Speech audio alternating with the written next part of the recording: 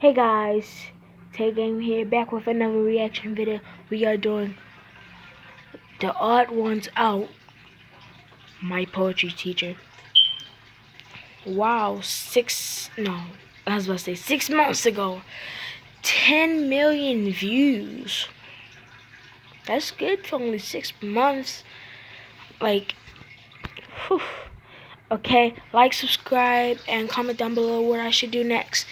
And turn on notifications. Okay, guys, tell your friends about me. Let's get it.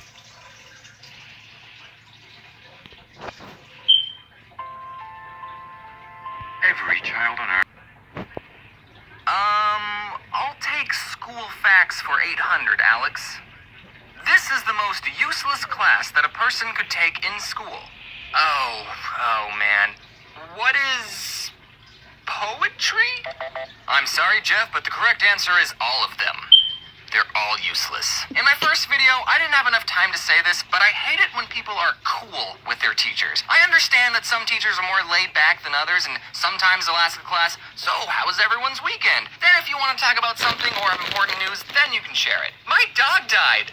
Yeah, they do that. But there's a line and you shouldn't cross it. Don't talk to your teacher just to talk to them during class. I don't know how much of a problem this is in other places of the world, but sometimes there would be kids in my class that would say, "Hey Susan, how was your daughter's dance recital? Did you remember all of her moves? I saw the video you posted on Facebook. It looked like she was having a fun time." Stop it! Maybe I wouldn't have been a good teacher. Before I tell you about my poetry teacher, I need to tell you about the preparatory school I went to so you can better understand where I'm coming from. So I went to a preparatory school in 9th grade, and first off, what is a preparatory school? Google says it's a private school that prepares students for college. Now, hearing that definition, you might think, wait, don't all schools prepare students for college?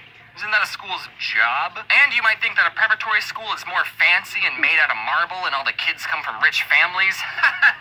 No. What it means is that the schools get little government funding and parents have to pay for desks and the teacher's salary. I know different private schools will vary depending on how rich the parents are. I'm sure that school made out of marble exists somewhere, but the preparatory school I went to was relatively worse than a normal public school. The school I went to didn't even have desks. They had fold-up tables and the chairs were fold-up too. How did they... Oh.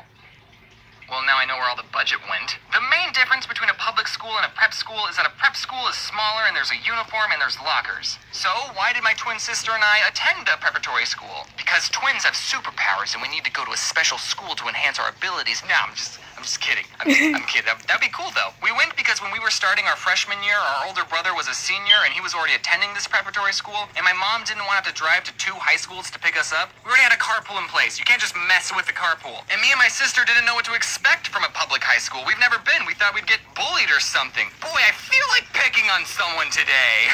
Yeah, sure, we can go to a prep school. I mean, what's the worst that can happen? Well, the carpool we had made it so we would arrive at the school super early before everyone else, and we'd be picked up from the school super late. And also, because it was a prep school, they gave out a stupid amount of homework. I remember breaking up the homework into pieces, like, okay, I can do the geometry while I'm waiting for school to start, the biology homework I can do during geometry class, and I have choir after lunch, so I can just do this during lunch.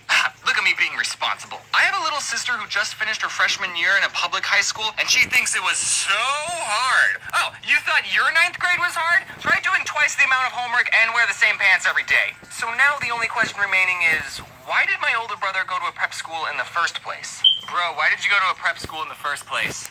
IDK, just decided to. Just felt like I should. My mom reads my scripts, and she told me that he went to a prep school because one of his friends said that there were cute girls at the school, so he decided to stay there for 4 years. Okay, now let's talk about my poetry teacher. I'll call him Mr.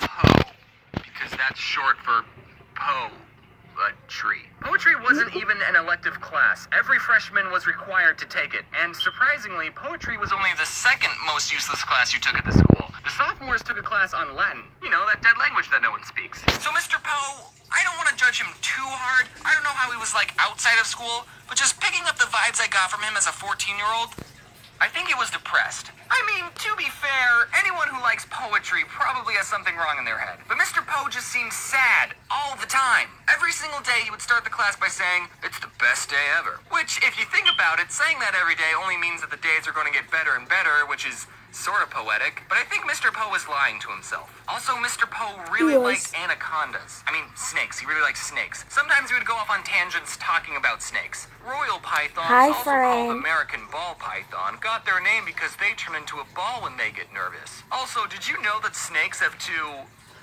Never mind. Sometimes in class we'd be analyzing poetry, and Mr. Poe told us that every single word in a poem was important. The poet didn't have to use the word the, but they did.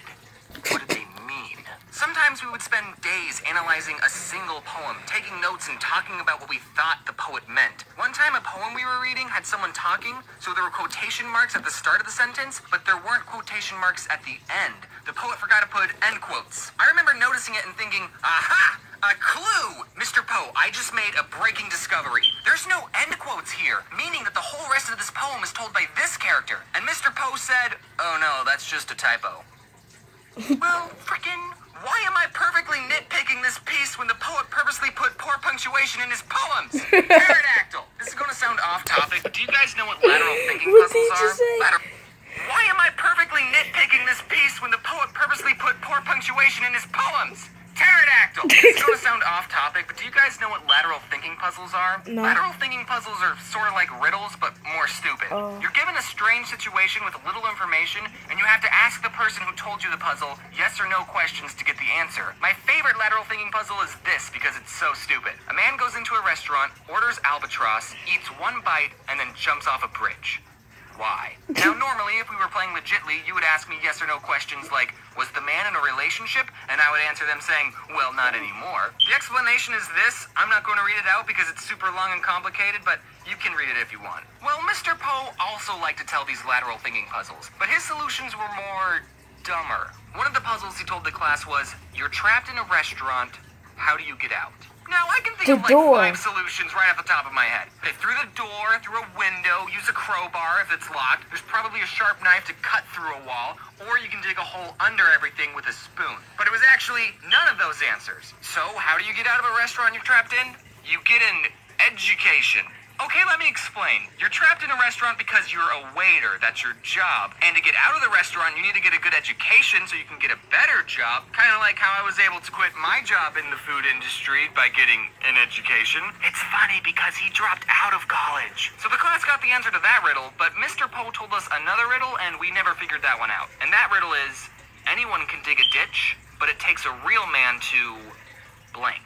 Given that the answer to the first riddle was education, the answer to this could be anything. I really wanted to know the answer to this riddle, so I googled it hoping that Mr. Poe just stole it from the internet, and I found this song, anyone can dig a hole close enough to a ditch, but it takes a real man to call it home. Which sounds poetic enough. Let's see if the song gives us any more clues. Mr. Poe, I didn't know you were into this sort of stuff, so I wish I could give you the answer, but I don't have one. Feel free to guess what you think the answer is and give your reasoning in the comments. That'll be fun to read. But I will say the answer that I did come up with that I think makes the most sense. Anyone can dig a ditch, but it takes a real man to hide the body. Poetry was dumb, but at least I learned something. How to write haikus. Honestly, I'm glad I took a poetry class. At least it's not French. Okay, guys, I hope you liked the video. I hope you laughed or smiled or grinned.